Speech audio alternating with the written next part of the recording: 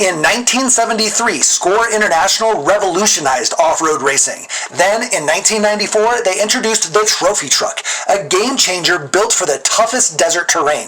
Today, these high-performance machines push the limits of speed, endurance, and technology, with builds costing easily over $1 million. This quickly became the next evolution of off-road racing.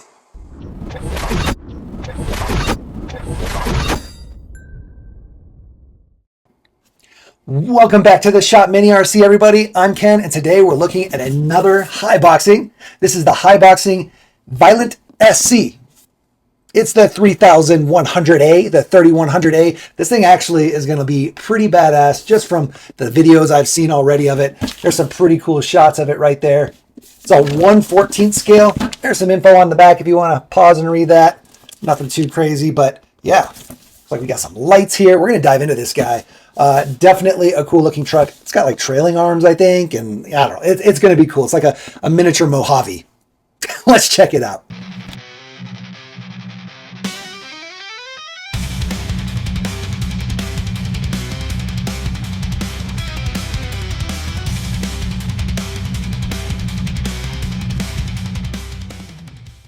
All right, let's dive into this guy. I'm excited. This thing's very, very cool looking. And we don't know till we run it how good it really is, but I've heard nothing but really good things about this. What? I dig this. It's like a little mini garage. That's fun. What? Oh, that's a great presentation. I dig that. It's like sitting inside of its little mini garage. Kind of wish they would have maybe, oh, I don't know. I guess it's the size of the box, but then you could still just chop this guy off here and then use this as like a background or part of like a garage. If you're doing like a mini garage, that could be cool. There's the truck. Oh yeah, look at that. Ooh, I dig that. IFS front, trailing arm rear. Oh, that's gonna be cool. All right, what do we got in this box here? Our transmitter, all that good stuff. Boom. Information about your battery safety, Amazon transparency, like the motor ESC, electronics, hobby wing. It's got a hobby wing ESC in it. What? Okay, that's cool. Our instruction manual, you can always scan that if you need some customer service apparently. There's all the stats. Full exploded view. It's got a roll cage in there. It's actually a cage. Oh yeah, the back portion. Yeah, that's awesome. Anyway, all that good info in here. All your exploded views, parts, part numbers, all those replaceable parts. It's a hobby grade RC, so obviously you can replace all those different parts. Dual rates, all that good stuff. Here's the transmitter. Steering dual rate and trim, throttle trim, steering reverse, throttle reverse, bind mode. It's like we use 3 AA's here. We'll get those in there real quick here in a minute. What does it say? When the throttle center point is not properly programmed, blah, blah, blah. Yeah, so make sure you don't mess with your throttle trim here. Actually, it looks like it's already been messed with, so you can see right there. It's just off just a little bit. So just be aware. Your throttle trim is centered, and usually the first time I turn things on, I try to keep them up off the ground or flip them upside down, turn them on just to make sure they don't just shoot off the desk. So let's see here what we got in the bag. 2 USB chargers. We have 2 batteries. I wonder if is there a battery already in the truck? I believe there might be a battery already in the truck there, sure. No, yeah. No, yep, there is. There is. So it comes with 2 batteries. So that's awesome. 1100 polymer lithium ion battery. So it's a lithium ion, a Li-ion battery, if you will. LiPo? It's still LiPo, right? Lithium polymer, lithium ion polymer, lithium, yeah. Either way, nice little 1100 battery, 2S, and it's on a Dean's connector. So just keep that in mind if you're looking to use your hobby grade charger. And then yeah, looks like a bind plug, extra wheel hex, extra wheel nuts, some tools, extra body clips. That's always nice when they include extra body clips on these guys. for these guys. I really do like the ones that tether though, so we might end up buying some tethers. They're pretty awesome. And then extra parts here. Extra link, drive shaft, CVD.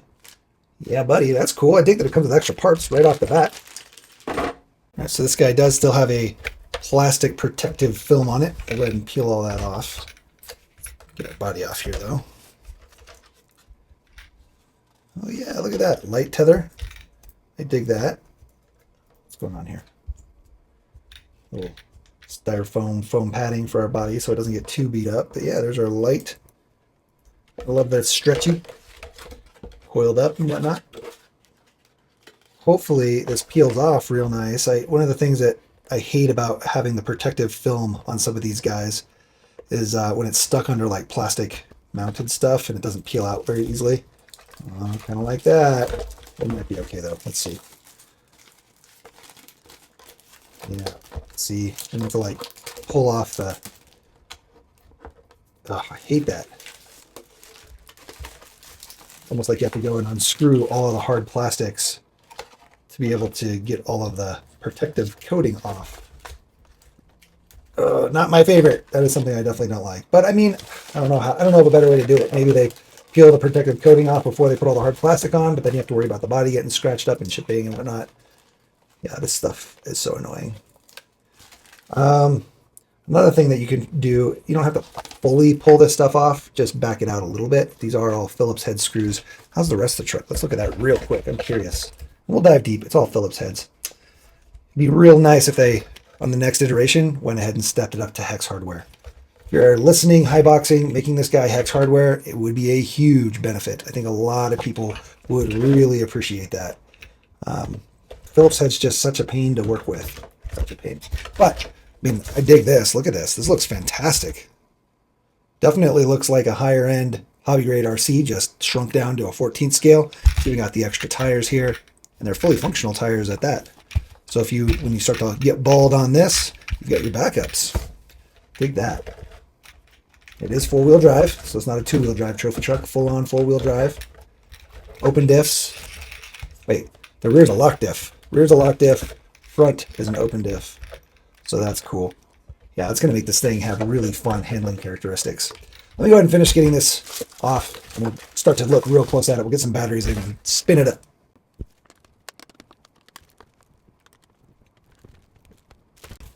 So yeah, you don't have to completely unscrew these guys. Just kind of loosen them up a little bit. That way it's not holding super tight up against the plastic on here. And then you'll be a lot better off trying to pull through. See, now it actually pulls through a little better. I might need to loosen this up a little bit more in here. What's going on here? How is this mounted? I don't even know how this is mounted in here. Oh, there's screws on the inside. I see them. I see them in there. Do you see them in there? I see them in there. Anyway, all right, let's go ahead and loosen these guys up a little bit. And that'll help kind of get the whole thing loosened. And then we can just kind of pull out our plastic. Anyway, I'll be back. So yeah, just remember when you're tightening these guys back down, you're going into plastic. No reason to over tighten. You know, when you're screwing into plastic, this screws usually hold in pretty good. You don't have to worry about them backing out. If you're going into metal, it'll be different. Use Loctite. But on these guys, just a little snug and you're good to go. Got that body all cleaned up, all that protectant off of there. And I did kind of search through the box and I couldn't find any stickers. So we don't have any of the stickers that are included on the box art. You know, these guys here, the Violent SC and this stuff, for some reason ours doesn't have it. I don't know. Not a huge deal. I usually don't put on most of the stickers anyway. I did want to note, this is called the Violent SC for short course, although this is more of a trophy truck. A short course usually has like an IFS front and rear style, you know, the A-arm style front and rears, whereas trophy trucks usually have the longer trailing arms. So this is definitely more of a trophy truck. If you like think about the larger scale Armas, there's the Senton and the Mojave. This is more like the Mojave. It's more of a scaled rig. It's even got awesome links here. Dig that. It's going to help kind of keep it flat. Sway bar. Yeah, buddy. That's awesome. So we have our solid axle, locked diff. Open up front. Yeah, buddy. Anyway, yeah, so more trophy truck than it is a short course truck. But either way, I love this scale. Definitely more of a scale racer than it is going to be a hardcore basher. Same with the Mojave versus the Senton. Like the Senton's more of a skate park basher. It's just more of a basher in general, whereas the Mojave is going to be a little bit more scale and probably won't take the hits as well. So this guy, I assume, is going to be the same, and I'm going to treat it as such. It's going to be treated more as a race truck versus a basher. But yeah, it should be fun. So this guy does have its battery tray here, nice and centered. It also has removable foam here. So if you want to fit a larger battery in there, you can easily do so. Let's go ahead and measure that out for you guys.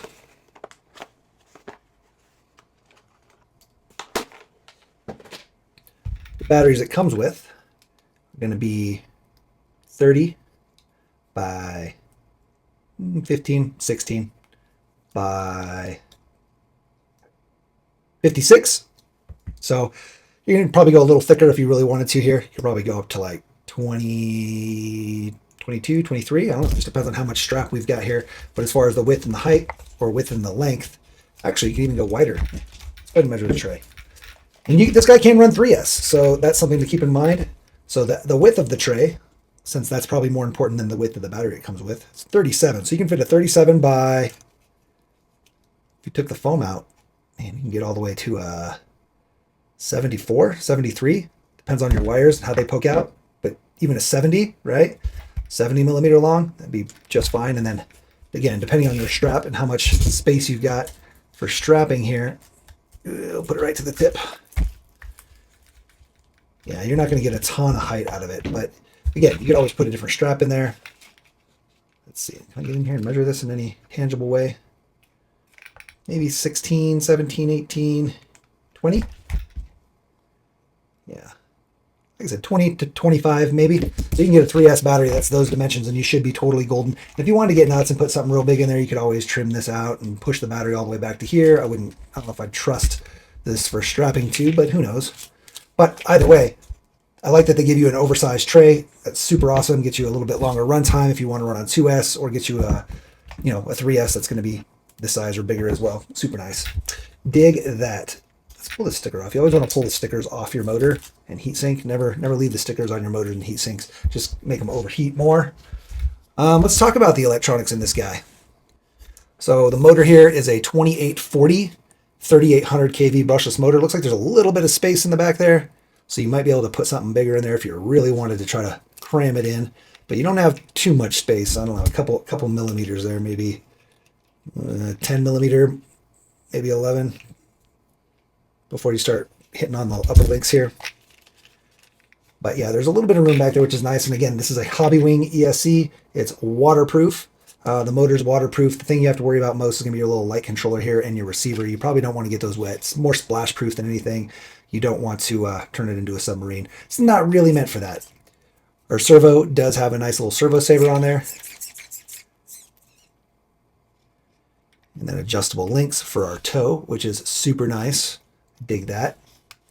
Everything else is kind of set it as you get it. You know, you're not changing your caster and camber, not with this guy anyway. Does look like you get some pretty decent steering angle though, so we'll see what our turn radius looks like. The shocks feel decent. Definitely oil-filled shocks. This is going to be a blast. Yeah. I like there's little bash bars on the side here. Quality control sticker, so we know, it's quality and it's controlled. There's that rear metal diff, full bearings everywhere. We're not running bushings or anything like that.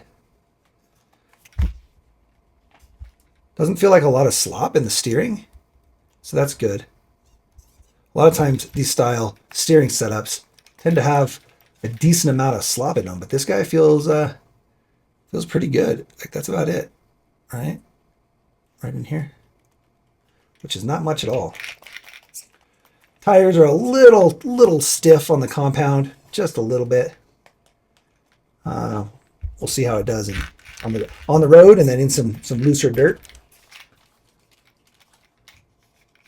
Wonder about this servo. Wonder how much this servo has. I'll have to see if I can find that for you guys. I'll put it in the right down here.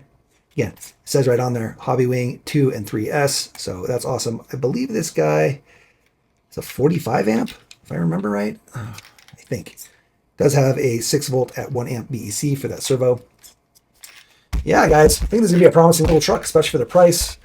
Kind of an entry to mid-level hobby grade RC for sure. Again, it's not a basher though. It's not going to take the abuse of a full-blown basher setup because it is more scale. They do have another version of this guy, which we do not have, and it's more like a Senton, where it's double A-arms front and rear, and it's more of a hardcore basher setup. It's less scale looking, doesn't look nearly as cool as far as the trailing arms and whatnot is concerned, but it's going to be a lot more durable. I think that's the 3101A.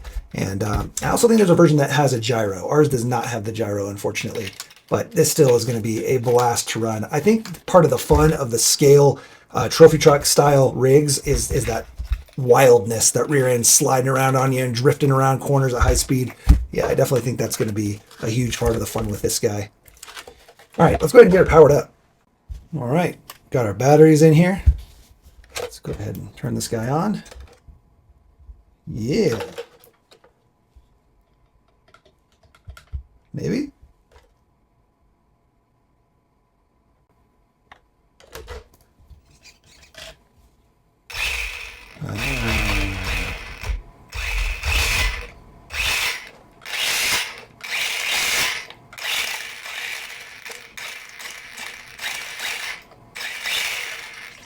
Seems pretty responsive, which is good.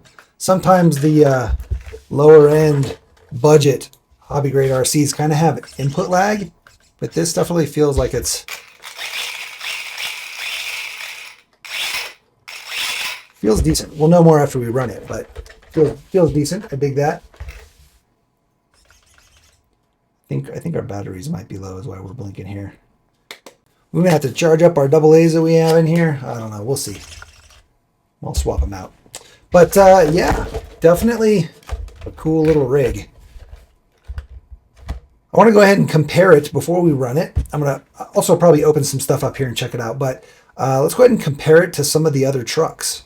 We'll go ahead and compare it to like the Groms and some of the other 14th to 16th, maybe 18th scale off-road style trucks like this, just so you can see a size difference. Well, I guess we'll start with the obvious contender here that everybody's going to know. And this is the Grom Mojave. Now, the funny thing about the Mojave Grom is it's nothing like the 10th scale Mojave or the larger scale Mojave. This has got the A-arm suspension front and rear versus the real Mojave has trailing arms and is way more scaled out. This is, I don't know why, I think they just wanted the branding for Mojave, but really this is the same as a Senton. It's basically a Senton Grom Senton, however you want to look at it. Anyway, here's the size difference. You can see here, looks like the wheels actually are just a tad larger. Tires at least are just tires and wheels are a little bit larger on the HBX, but overall length a little bit longer. This guy's probably, I guess, closer to a 16th scale.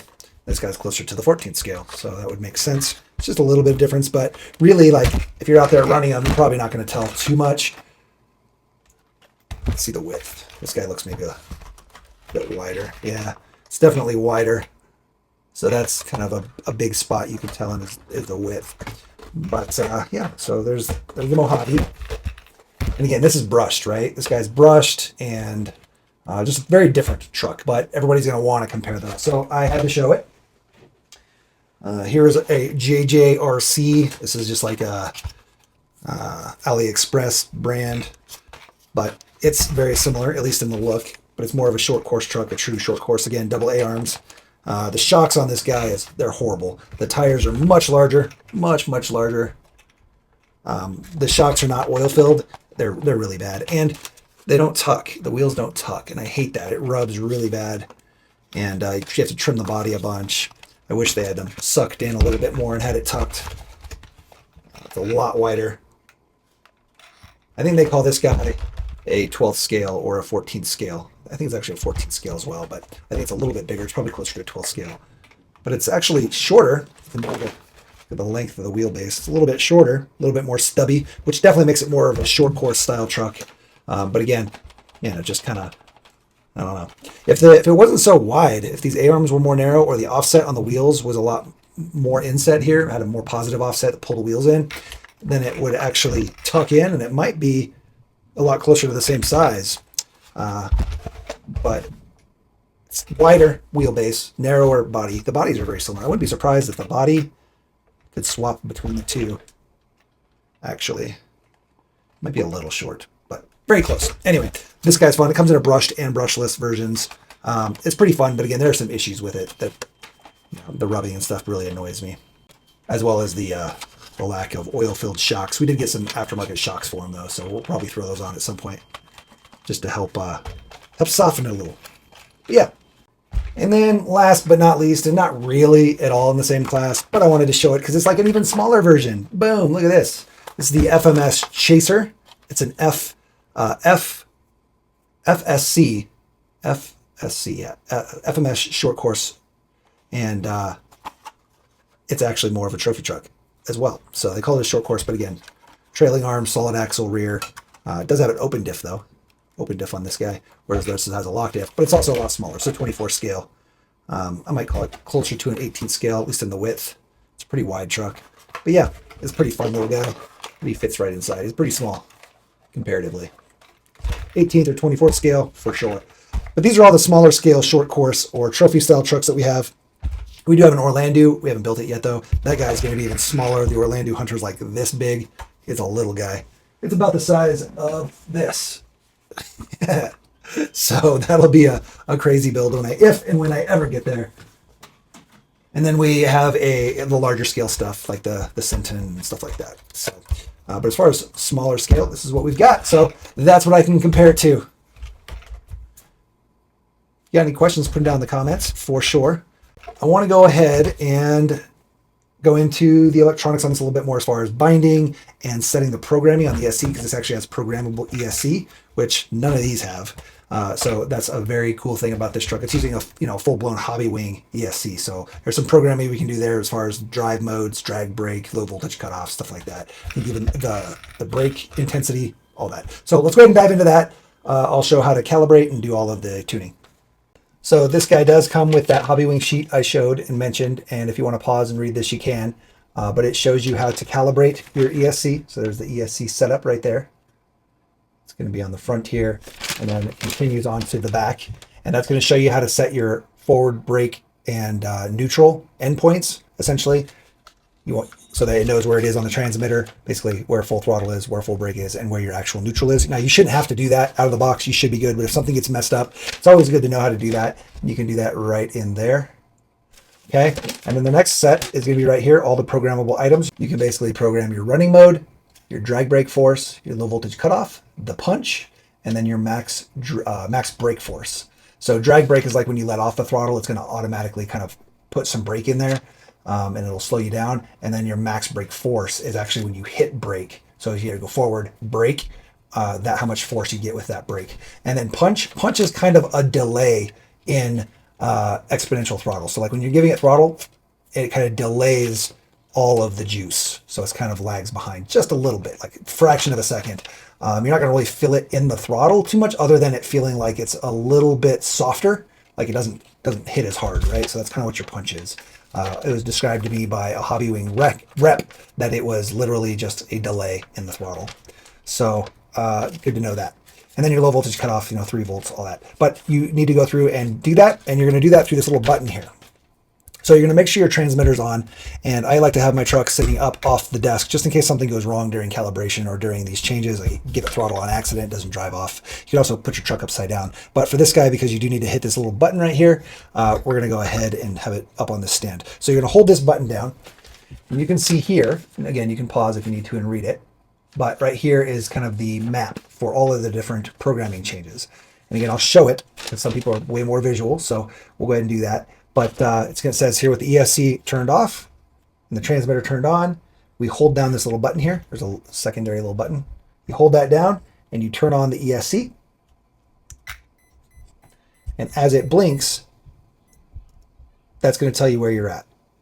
Okay, so it went beep, beep, beep. So now we're on the second setting because it beeped twice. We let go when it was beeping twice. And I'll do this again to show you. And again, so now we should be on drag brake force. Right now, it's beeping one time, which means we're on option 1, so it's set to 0. So let me go ahead and turn this off, do it again, and we're going to change the first setting because I already did this off camera. Okay, now we'll let go because it beeped once, and we're in our first setting, and you'll notice it's going to blink red twice. Red twice, blinked once, which means we're in running mode. Red twice means we're forward brake, forward reverse brake, and forward brake. So beep beep. If we go ahead and set it now, so you're basically going to click your set button, and that'll choose your option. Now you can see we're on one beep, so that would just give us forward with no reverse, basically just forward brake. If I do it again, beep beep, beep beep, and then we should be able to turn it off, turn it back on, and now we should have forward brake, reverse, brake, reverse. No? Let's go ahead and try to set that again. Hold it, turn it on. One beep, beep, beep, beep, turn it off.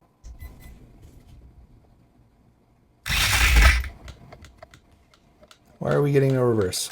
Hold on. Actually, so we can see at some point I messed up the calibration, or something got messed up and I no longer have any kind of reverse. Now that could either be forward brake reverse issues, or it could be my calibration. So let's go ahead and check our calibration, because we just tried to check our forward brake reverse and it doesn't seem like it's working either way. And let's go ahead and calibrate it from the beginning. You can also reset it to factory, and that option is right here if you want to reset it to factory. Again, you can pause to read that. All right, so let's go ahead and do our calibration. So to do that, we will go through and hold that button, turn it on, and let it go before it blinks green at us. So now we're in calibration mode. So the first setting we're going to set is our neutral, right? So make sure our transmitter's in neutral. And we'll go ahead and hit the button. Then we'll give it throttle, hit the button. And then we'll hit reverse, hit the button. And now we'll have our settings for forward brake and reverse. Forward, brake.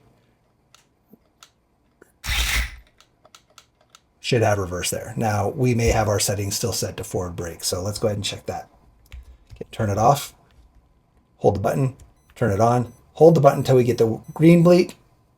There we go, let it go, and there we are. We're still setting option 1, which is just forward brake. Hit the button. That means forward brake reverse. Turn it off, turn it on, and now we should be good.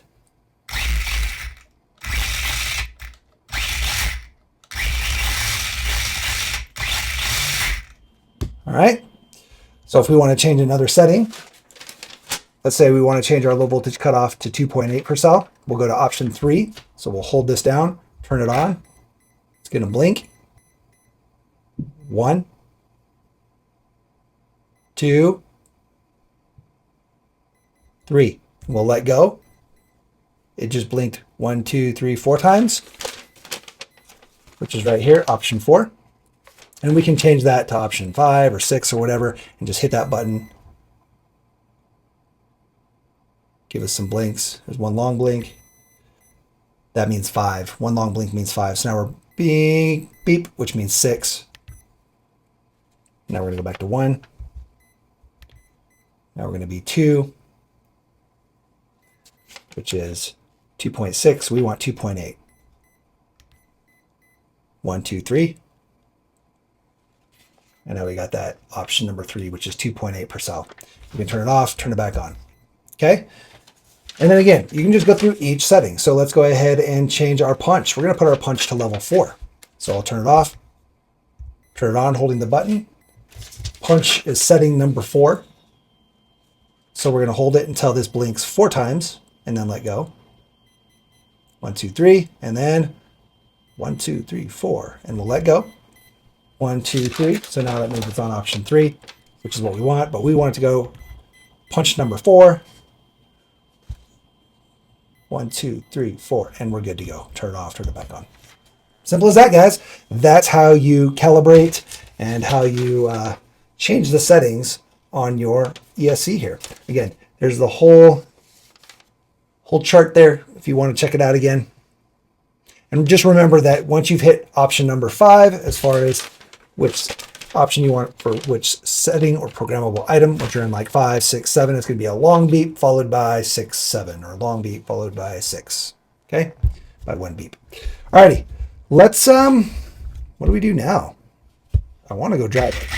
But we really should open it up and start showing you guys some of this stuff before we go run it, just to show you like hex sizes, so you know the hex size will measure these wheels and tires, so you know what size the wheels and tires are.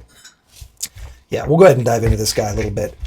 Maybe even open up the diff just to make sure we're greased, at least in the back. I don't know if I want to get into the front here, but yeah, show you that stuff. All right, let's go ahead and get into this guy a little bit. I'm not going to go too crazy. I do just want to open some of it up, though, to show you. Be careful. I just felt the pin drop out, so just know when you pop this off, that pin's probably going to drop out. It's not super snug in there, but that's okay. Oh, we're good. We're good. Yeah, just don't lose that. There's our wheel hex. Let's go ahead and measure that. If I can get this guy out of here. There we go.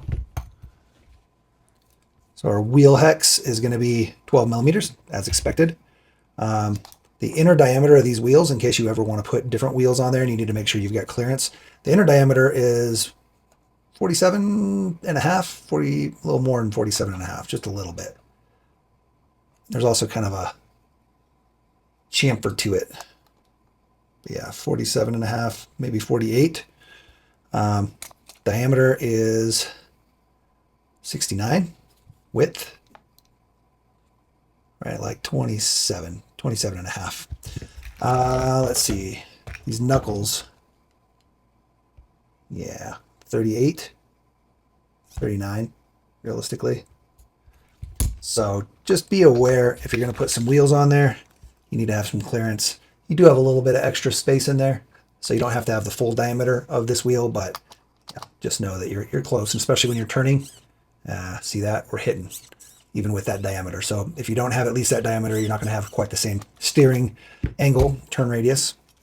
But we are on bearings, so that's good. It's all bearings everywhere. No bushings. Definitely appreciate that. Let's get this rear wheel and tire off.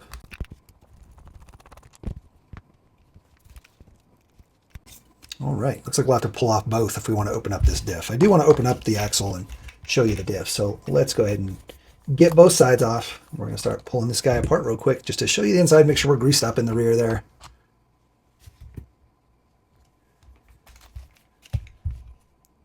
Again, I think my biggest wish for this truck was that it was on hex hardware versus Phillips head hardware. I really not a fan of Phillips head, but again, you could go through and replace it all if you really, really cared.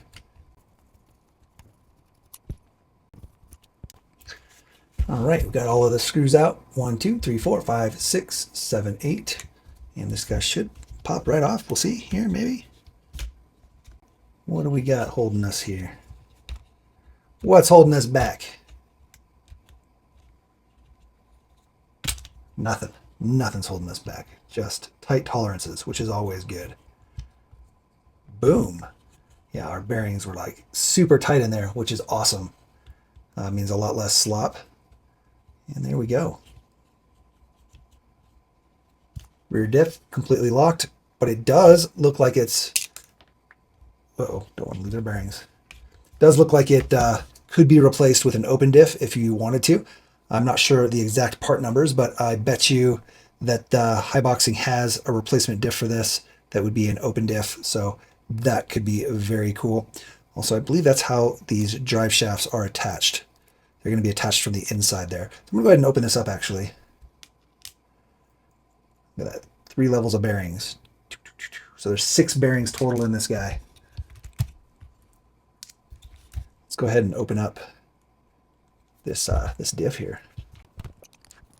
So one of the things that I hate about, I know I keep going on, but one of the things I hate about Phillips, just so you know, is like when you're working on it and you have a whole bunch of Phillips screws, you're constantly having to keep downward pressure on the screw so that the Phillip doesn't, you know, slide out or whatever. So it actually, when you're working on a truck or car for a long period of time and you have to keep constantly applying downward pressure into every screw that you're screwing in or screwing out, it actually gets more tiring to work on. Whereas like a hex head screw or an Allen head screw, you just stick it in the slot and you can unscrew or screw it in with minimal forward force.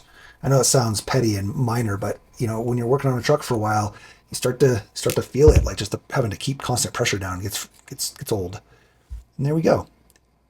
So yeah, my guess is you'll probably be able to open this guy up at some point and replace this inner part here with an actual sun gear and the planetary gears. And I see the spots for it. See the little spots in there where you'd put your planetary gears and then put a sun gear on this side. Maybe even a sun gear on the other side. I don't know. Definitely cool that it's set up like this, though. This is just a gear lock, essentially, to lock up the rear diff. But yeah, I dig it. So when you're putting this guy back together, you definitely need to make sure you're sitting properly on your pins. That way you're not spinning. Otherwise, you're just going to be spinning. I don't think it'll even go together if you're not actually seated all the way with the pins, but just keep that in mind. If you're having trouble getting it back together, it's probably these pins not being completely centered and not able to seat properly. Here we go. And there we go. It should just drop in nicely. Everything should be super flush, like so. And you should be golden. Let's get our screws back in. And remember, when you're tightening these guys up, there's no reason to over tighten them at all. You're going into plastic. This part of the diff is plastic, which is totally fine. But they're coarse screws and you're going into plastic. You really don't need to over tighten them. They're not going to back out or anything. When you go into plastic, they're held pretty good by the plastic. If it were going into metal, you'd probably put some Loctite in there. So if for some reason you do upgrade or yours is metal, this housing here, you'll want to use a little bit of Loctite there, but not on plastic.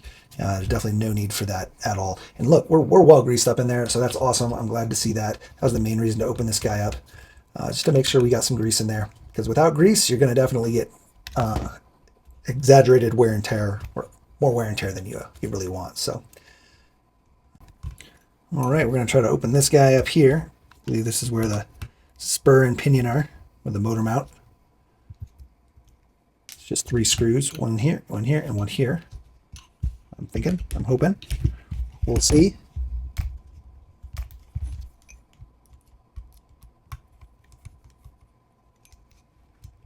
Yeah, there we go. Getting more grease in there. I think this just slides right out. Yep, sure does. Yeah, now we do have this brace here, so it's kind of in the way of that, but even so, easy enough to get out. We do have our wires kind of zip tied in there, and I think there's a little bit of glue holding that zip, or it's double zip tied.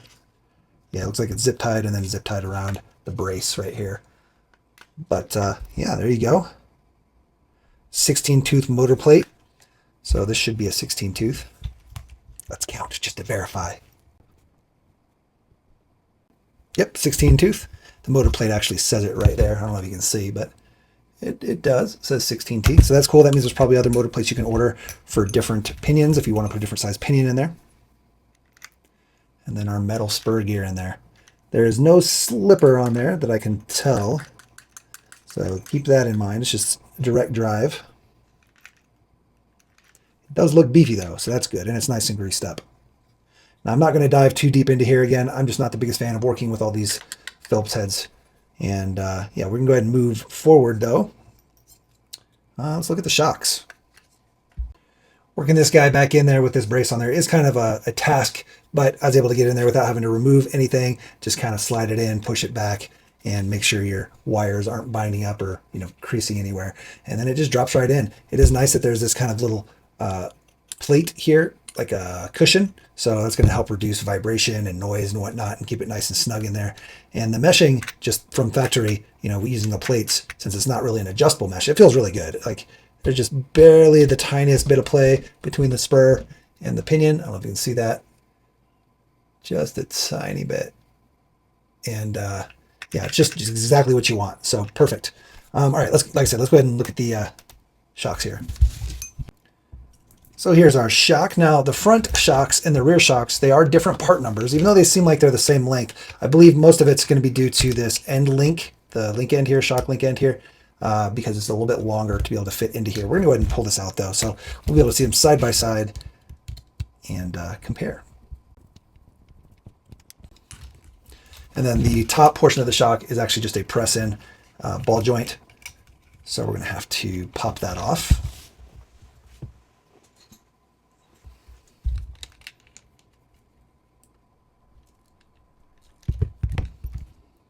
Okay, and there we have it. There's our front and rear shocks. They are the same length. You can see there. But again, that link end is going to be different just so you can get into the trailing arm.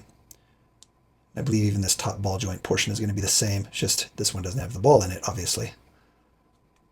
I do like this style of shock. They're an aluminum bodied shock, aluminum caps, aluminum shock or spring retainer, but then the link ends and the top shock link end is plastic, and that allows for a little bit of give, right? When these are aluminum, they like to bend a lot, especially on bashers. Like you'll bend right here quite a bit.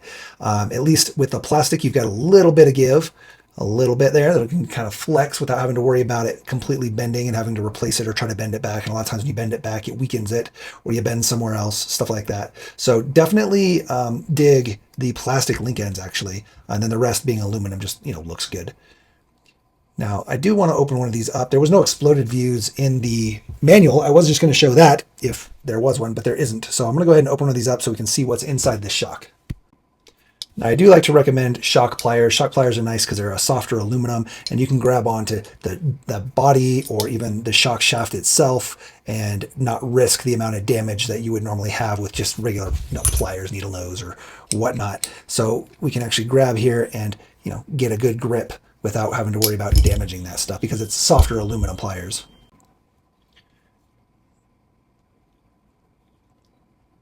Whoa. So there's our cap, solid plastic, okay?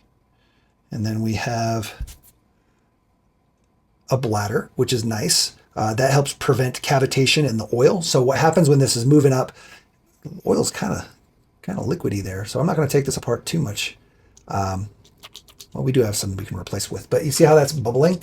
That's what's called cavitation. And when you don't have a bladder in there to help remove all of the air and basically kind of seal it, you end up with bubbles inside of your oil. And there are some shocks that are designed to function with, you know, bubbles in there. I forget what it's called. Immersion, I believe, shock immersion. Something along those lines. I can't remember. Sorry, but yeah, and these you don't want that. You want to remove as much air as possible and then have this bladder kind of help seal it. So when it's got a little bit of give in that bladder when you're compressing and whatnot without creating cavitation in the oil. Cavitation in the oil causes the oil to thin, and so then you basically lose your dampening as you get more cavitation happening. Whoa, we're losing all of our oil. All right, YOLO. Let's go ahead and just guess we'll be re-oiling this guy. Pretty thin oil. I wonder if it's like a 20 weight. I don't know. We'll have to see. But we can go ahead and open this guy all the way up now, and you'll be able to see the insides.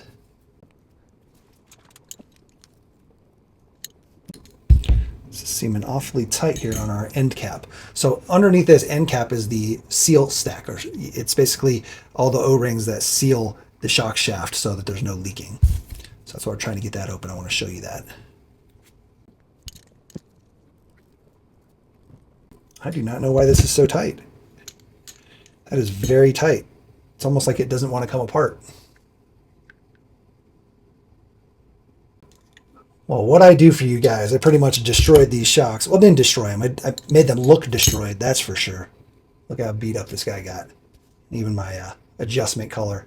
It's just super tight for some reason, and this guy would not come off. And it looks like they actually Loctited it. So I don't think you're supposed to be taking this part apart. That's why they don't have an exploded view. It's also probably why they sell, you know, the shocks as a whole single unit. This guy was definitely Loctited in there.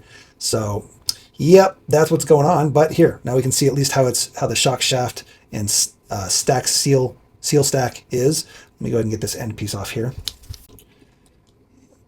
Our link end, easy enough. You'll be able to see inside there.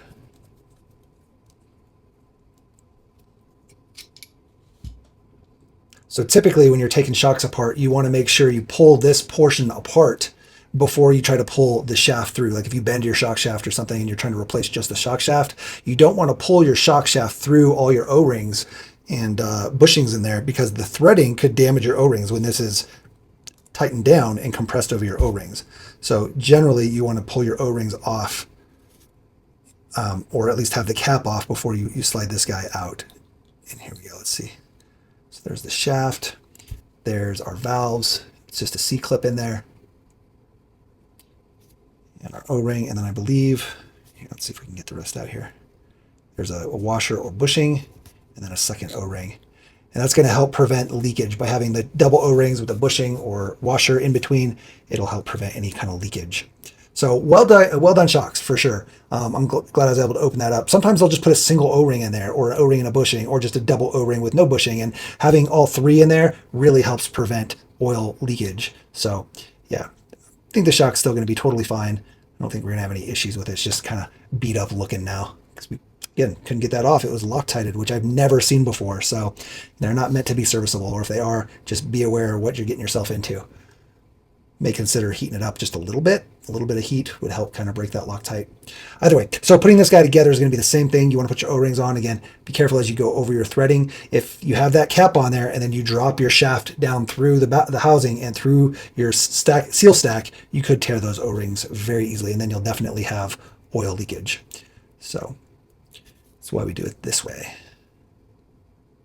Okay, and then we'll go ahead and throw this on there. And we should be golden. There we go. Nice. Still nice and buttery smooth. We're just going to have to fill it up. Let's see what we want to fill this guy with. I think the 20 weight 195 CST is going to be close to the same thickness as what was already in there, if not the same. We'll go ahead and fill this guy up. Yeah. This might be a little thicker, but I don't have anything thinner. So we'll put this together and then we'll kind of compare. And if they feel the same, we'll run it. If they don't feel the same, I'll go ahead and change the other front shock so we kind of have the same oil in there. But my guess is this is going to be very close to what was already in there. So when you're filling these up, you definitely want to try to make sure you're full, but not so full that when you compress, it doesn't compress all the way. So we're going to go ahead and put our bladder on. Go ahead and compress here, and you can feel when I compress this or put this on there and then pull, I can feel the bladder actually suck down in when I pull the shaft out. So we're just going to make sure we've got nice movement in here. It's not too full or too empty. And then we'll go ahead and get our cap on. We'll just hand tighten it for now. Yeah, that seems good. Nice and smooth. I don't have too much bubbly noise. Like you can kind of hear it when there's a lot of bubbly noise in there. You can feel the bubbles, but I think we're okay there. Should be good. Great. Go ahead and get our shock end on. Make sure you don't over tighten that. If you feel like your ball joint here is too tight, you might be a little too tight on your shaft. You can see it's pretty loose looking here. But if I tighten it too much, now it doesn't want to move. See that? So just know that like you can over tighten this and it'll compress down onto the ball joint and that'll cause binding. So be careful with that. Go ahead and put this on. Where's our shock retainer?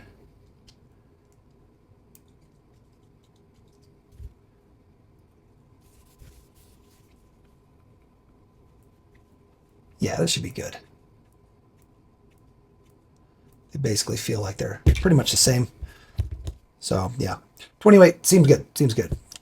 And then we can always adjust our preload if we want to do that as well. That'll help adjust the way our truck rides in general, front and rear. So I like that they've got the adjustment colors there. Alrighty, let's go ahead and get these guys back in. And I think that's enough. I think we'll go run it now. If there's something I missed or you guys really wanted to see, maybe we can do a deep dive on a specific thing. Maybe if we break something, we'll do a deep dive. We'll open up the front diff or even the drive shaft here, the center drive shaft, if that needs to be done. But I think we're good for now. Should be able to get this guy on just with my hand. Worst case, use some pliers. Oh, that's pretty tight. That's pretty tight. I'm gonna have to use some pliers here.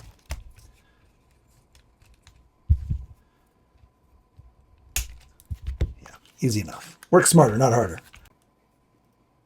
Something to point out, there are multiple shock mounting positions here. You can see that this is where they're at stock, but there's also one further in. So if you want to lean your shocks in, you can lean them in there. Same with on the bottom here. There's two different shock mounting positions there. So you can definitely get some different geometries on the front. And then the rear is the same way with the upper. The lowers are one spot. There's only one spot there. But on the upper, you can mount it here or here. So you definitely have a couple different options on mounting that rear upper shock mount, which is awesome as well. So I definitely dig that. I always love when there's options for mounting stuff like that. Newer people can just get into the hobby and they can kind of tinker and see what the different geometries do. And I really appreciate when a company does that. Kind of sucks when everything's always in one spot, so you can't really experiment, or you have to drill new holes, risk messing things up. But at least when there's already holes that exist for you, you know, well, I know I can put it right there. It's going to be equal on both sides, and you don't have to worry about something being totally off. And you get to experiment with those different geometries, which is awesome. So I definitely appreciate that for sure. Okay.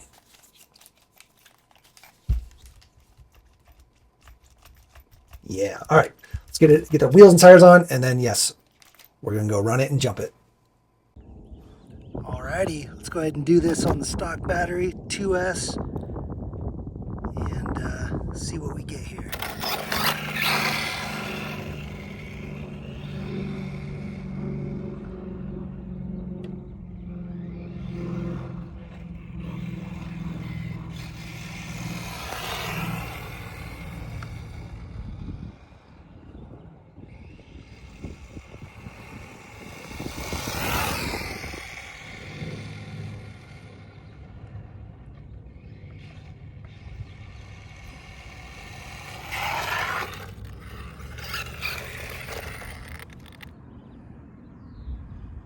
$20 miles an hour.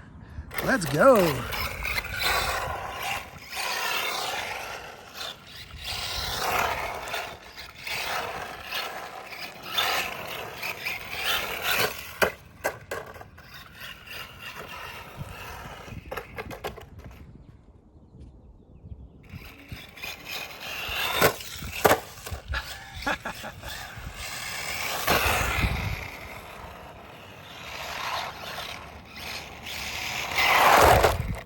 Let's go. All right, let's go ahead and do the 3S. Let me get that in there. All right, we're gonna be using this Genzace 3S 2200. It's a little too big, just barely. I mean, it'll fit in the tray, just barely. I mean, it'll fit in the tray, right? You can see there's a little side to side, but the front to back, you know, we're right up against the back, and then the front right here. Ugh. I mean, you can force it in there, which is what we're gonna do, but you have to use a second Velcro strap because this Velcro strap doesn't reach, so it's just a little too big. You probably need like a 1500. That would probably do a little better as far as fitting in there. Let me go ahead and get this guy in. Alrighty, all strapped in, ready to go. Let's get that body on.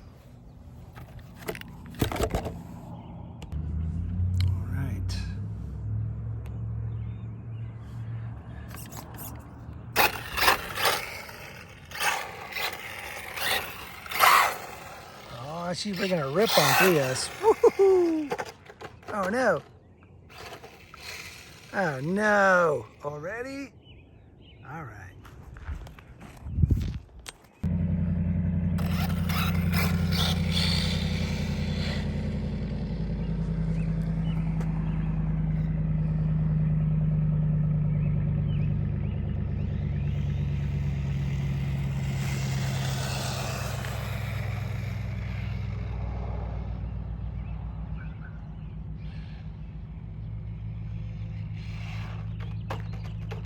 Oh my gosh. Oh my gosh. All right, let's go get it.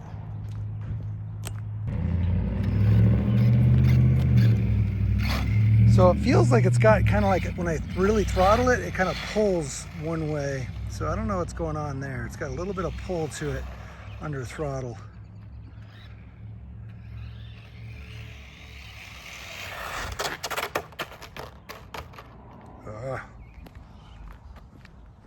Too much traction.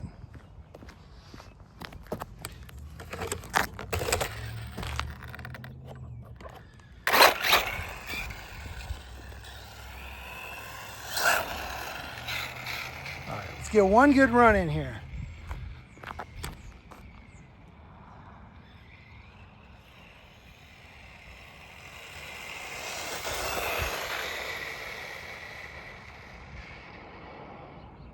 That was pretty good.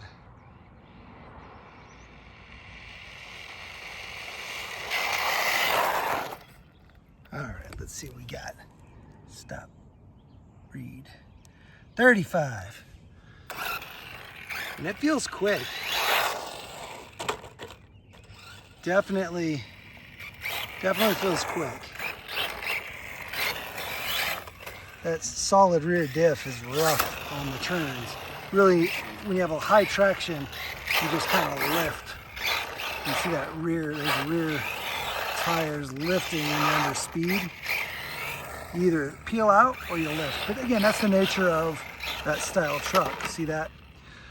That's why you need dirt. It's made for dirt. Let's go get it in some dirt.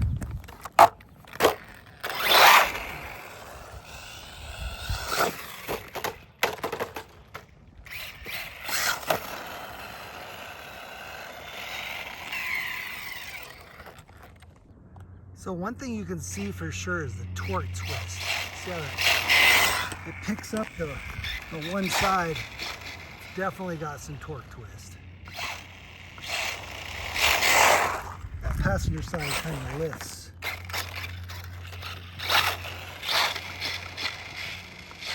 See that?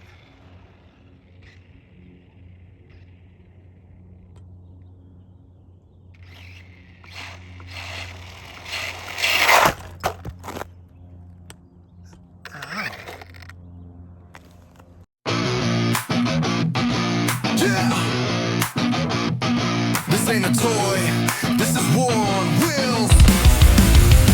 Violent.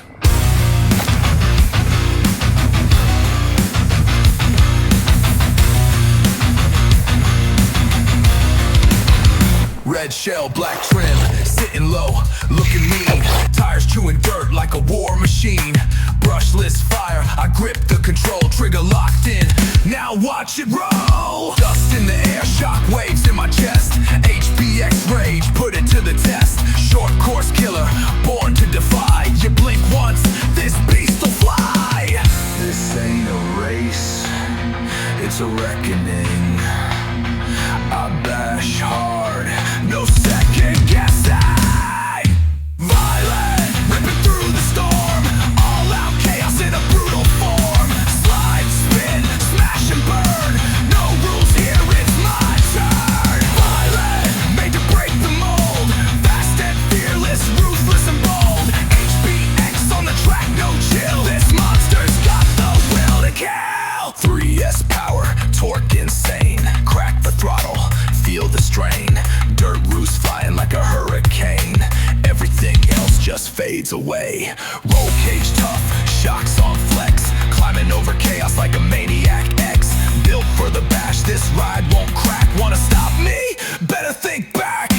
Slam it, crash it, send it through the line. The Violent SC don't play nice. Fangs out, full send every time. This truck bites back, let it rise. Violent, ripping through the storm. All out chaos in a brutal form. Slide, spin, smash and burn. No rules here, it's my turn. Violent, made to break the mold. Fast and fearless, ruthless and bold. HBX on the track, no chill. This monster's got the will to kill. You thought it was just RC? Nah, this is Violent, and it's coming for you.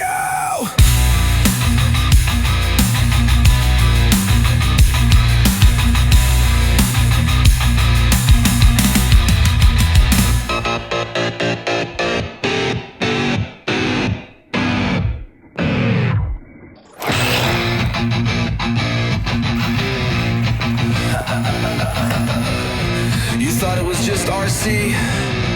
Nah, this is Violent, and it's coming for you.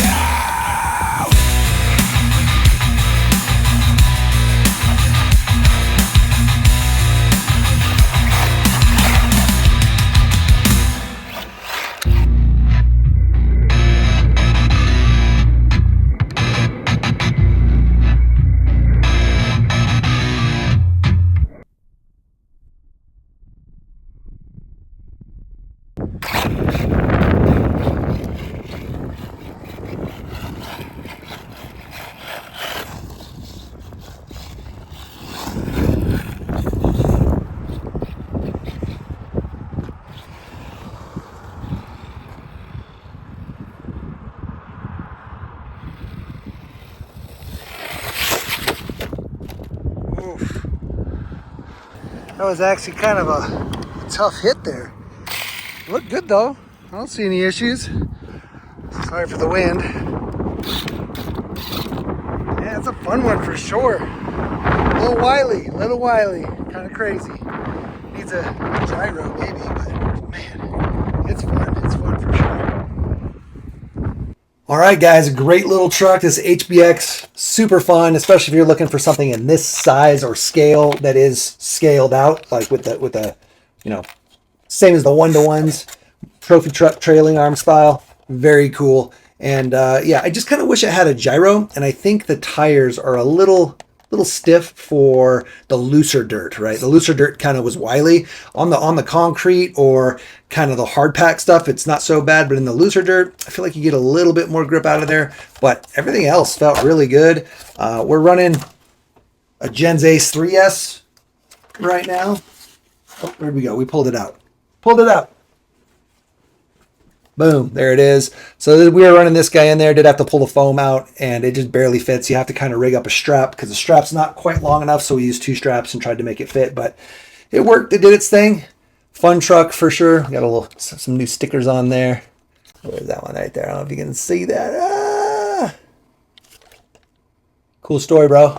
Anyway, guys, thanks for hanging out, and yeah. I appreciate everybody who watched all the way to the end of the video. If you did watch to the end of the video, why don't you put trophy down in the comments below so I know you watched the whole thing. And huge shout out to all the channel members. These guys here, they get to see videos early before anybody else without ads, priority comment replies, a special channel in our Discord. If you like Discord, join. It's down in the description below.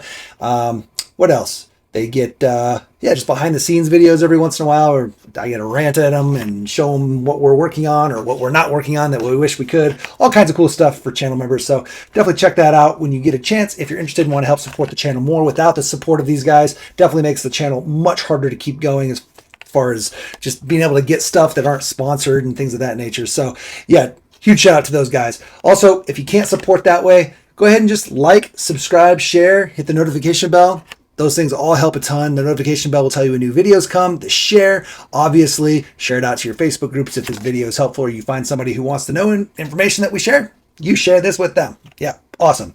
And then, yeah, subscribing, obviously, that helps a ton too. So until next time, get out there and build something awesome. Build a car, build a course, build a community. Those things are all super important to keep this hobby going and growing, and then smash it, crash it, and bash it. Just don't break the expensive parts. Peace.